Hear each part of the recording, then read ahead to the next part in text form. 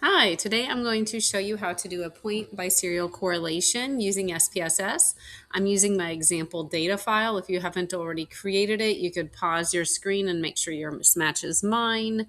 We are going to be looking at soda consumption and age, the first two columns.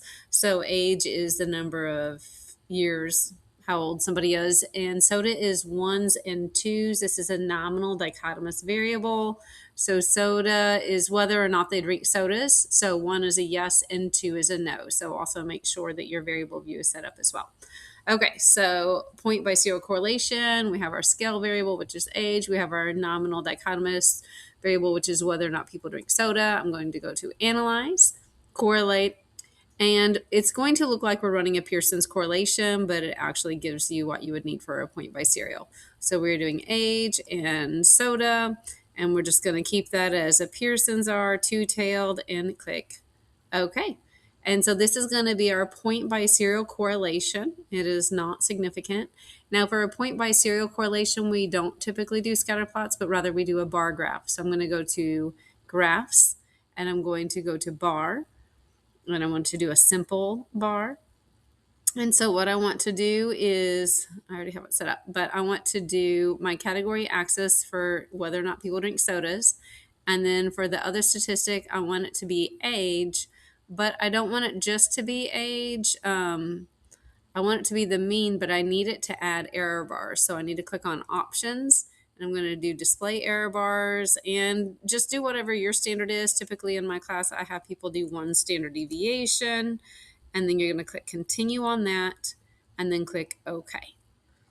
And here is our bar graph for the point biserial correlation, but this is not an APA style. So we're going to double click on it to open up the chart editor. And I'm going to go ahead and hide my grid lines. So I go to options, hide grid lines. I want to delete where it says error bars, one standard deviation. And I got the mean age over here, but over here for this, I'm going to go ahead and single click and then single click again. So I can just write soda consumption. Just to make it a little clearer, I'm using title case to keep it in APA. And so now I have what it all is. I might even just delete the word mean because it's actually the mean and standard deviation.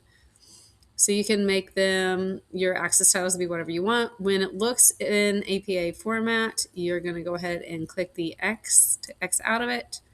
Go back to your SPSS output, and then you have your graph ready to go. And so what I do is I just click on the graph, single click, and then I'm going to right click on it and go to copy it as an image.